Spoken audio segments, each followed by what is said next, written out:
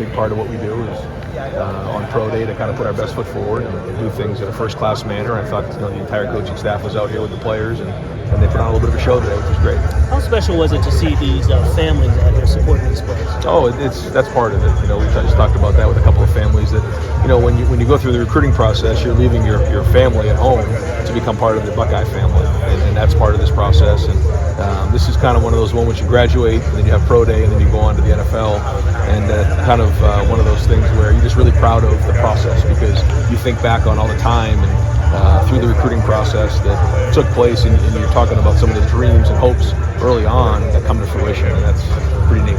We've talked in the past, Coach, it's one thing to, recruit great players. It's another thing to develop them.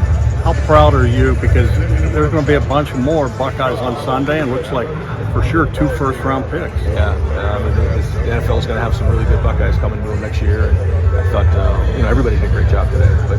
But that's a big part of the process, and I think that the feedback that we're getting from a lot of the scouts and the coaches and the GMs is just how well-rounded they are, how well they're doing the interviews, the type of people that they're getting, and the guys, and that's part of the guys who are in the NFL now, and kind of the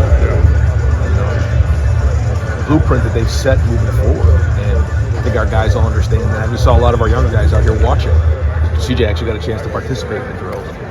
I think Garrett maybe and Chris were involved in this last year with Justin. So pretty neat to see those guys out here. And it's more than just, you're developing more than just football. I mean, it's the whole process, isn't it? It is, yeah. I mean, it's, you have to, there's a couple different plans in your life. One is the football plan and trying to figure out, how do you best maximize yourself as a football player. And then once football's over, what's the next step for you? And that's part of the whole process and the recruiting process. We talk about that. But now that's where these guys are at. How much does a day like this help you, going forward? You look at the colleges around the country, the Buckeyes, you're putting the most in. Well, we take a lot of pride in our development, and that's there's so much that goes into that, and it's all built on our culture, which is to be the best version of yourself, and we try to surround our guys, and Gene Smith has put so much money into our program over the years and helping these guys develop, and there's so much that goes into that. There's the nutrition, there's the academics, there's the strength and conditioning, there's the sports science, there's the mental health, there's all those things that come into it, and a lot of work has to get done by the players, and tribute to them because they're the ones that have to put all the work. And speaking of a guy like CJ, how can this help him going forward into next season as far as being a leader, participating in a huge day like today? I don't know if it helps him as a leader so much as it just gives him an opportunity when the next time that he's in this situation, he's done it before. And again, I'm pretty sure that Garrett and Chris did this last year, which allowed them the opportunity to kind of do this for the second time, and they're a little bit more comfortable. Ryan said that in his receivers room. He doesn't teach any of his guys anything that won't translate to the next level. I'm curious if that's only how he runs his receivers room or if that's a program-wide thing. Do you do that with your quarterback's room of we only teach things that you're going to be able to be successful at the NFL? Well, I think, typically anything you're teaching in the game will carry over in some way, shape, or form to the next level. But we do take a lot of pride in the fact that, we coach at a high level, and we have a lot of guys who have NFL experience and have sat in those rooms and coached in that league before, played in that league.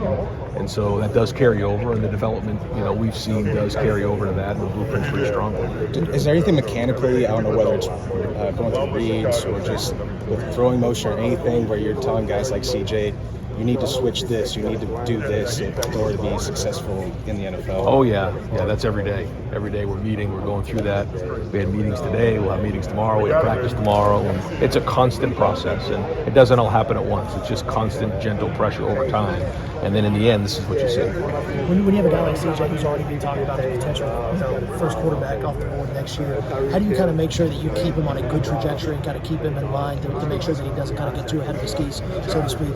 You just talk to him about it. It's the same thing that happened last year when he hadn't thrown a pass before, and nobody in the country knew who he was at this point. Now people do, and in a different way, it's the same thing. What I mean by that is you can't listen to the people who say you've never done it before, the people that are doubting you after the first couple games when they said he couldn't play, they were questioning the shoulder. They're the same ones that are saying you're going to be the first quarterback in the draft next year. So don't worry about that. Just worry about getting better. What's it like though being just on the cusp of that with him, Ryan, to see a guy, like you say, step up and grab the ring?